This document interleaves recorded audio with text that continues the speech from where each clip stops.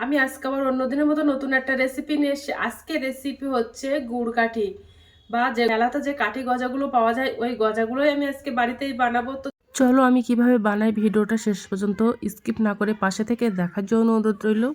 তো এই গজাটা বানাতে আমার আটা লাগবে। তো আমি 300 গ্রাম আটা নিয়ে নেব। তো গামলাটিতে দিয়ে দিলাম। তো আমি এই বাটি 1.5 বাটি আটা নিয়ে নিলাম। ওর মধ্যে আমি একটু লবণ দিয়ে দেব, হাফ চামচেরও কম লবণ দিয়ে দিলাম।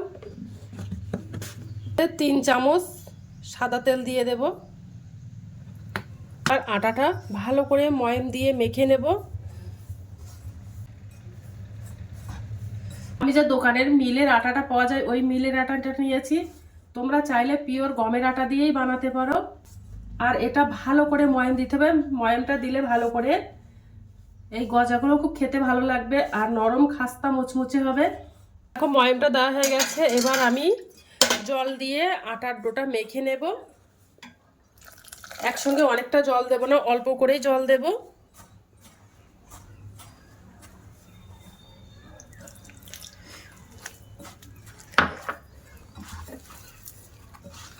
তো দেখো ডোটা মেখে নিয়েছি, একেবারে নাও শক্ত নাও নরম করে ডোটা মেখে নিয়ে এবার আমি গজাগুলো সব বানিয়ে নেব।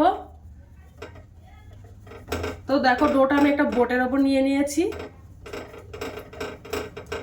এবার রুটি মতো আমি একটু বেলে নেব।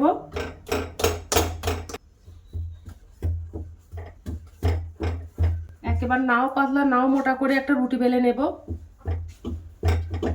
আগে কিন্তু এই গজাগুলো মেলাতে বেশি অংশ পাওয়া যেত, এখনো পাওয়া যায় কিন্তু আর অতটা টেস্টি লাগে না, কিন্তু বাড়িতে এইভাবে বানিয়ে খেলে হেভি টেস্টি হয়।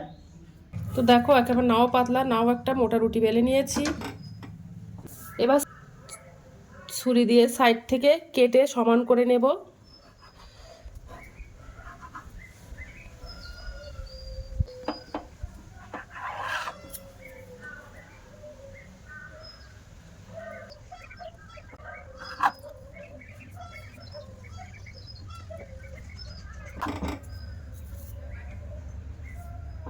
তো দেখো ছুরি দিয়ে কেটে নিয়েছি।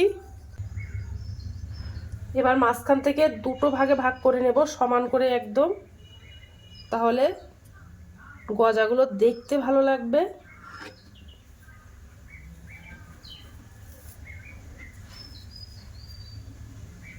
এবার এখান থেকে আবার সরু সরু করে কেটে নেব।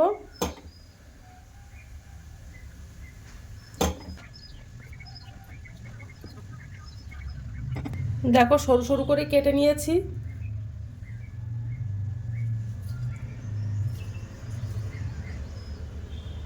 ওর থেকে একটা সরু ফালি নিয়ে নিলাম, নিয়ে এবার আঙুল দিয়ে একটু চেপে চেপে দেবো সাইডগুলো, তাহলে গজাগুলো দেখতে ভালো লাগবে, মনে হবে যেন একদম দোকান থেকে কিনে এনেছি। তো একটা বানানো হয়ে গেছে। প্রত্যেকটা আমি হাত দিয়ে দিয়ে আবার একটু চেপে চেপে দেব।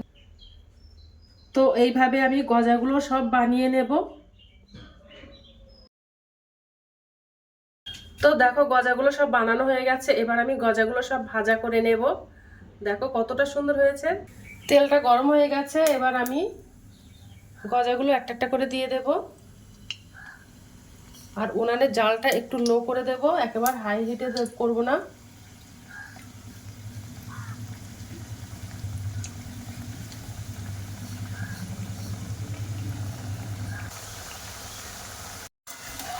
এবার একটু উল্টে দেব।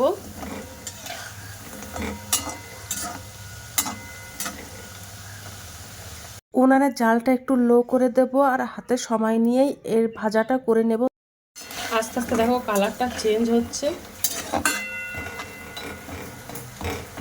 দেখো গজাগুলো সব ভাজা করা হয়ে গেছে। এবার আমি তেল থেকে সেঁকে তুলে নেব।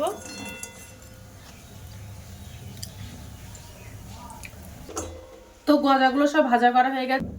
দেখো গজাগুলো আমি একটু লালচে লালচে করে ভাজা করে নিয়েছি। আর আমি গজার জন্য একটা গুড়ের শিরা বানিয়ে নেব। দেখো উনানে আমি একটা কড়াই দিয়ে দিয়েছি। এবার আমি 500 গ্রাম আখের গুড় দিয়ে দেব। গুড়টা আমি চটচটে করে একটু জাল করে নেব।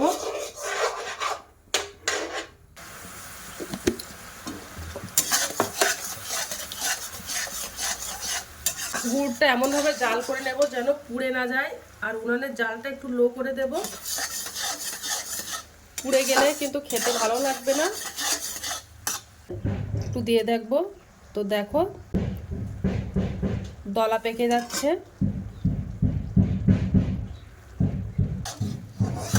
তো হয়ে গেছে, এবার আমি কাঠিগুলো দিয়ে দেব, দিয়ে এবার নাড়তে থাকবো অনবরত। আর গ্যাসটা অফ করে দেব।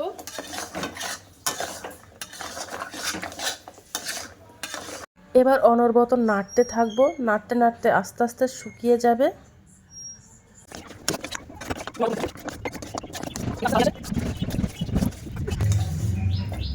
দেখো আস্তে আস্তে সাদা হয়ে আসছে।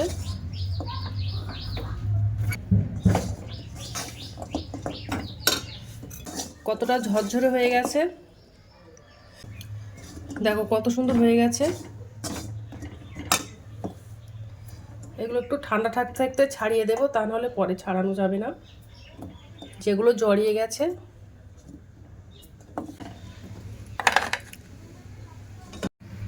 দেখো কত সুন্দর গজা বানানো হয়ে গেছে।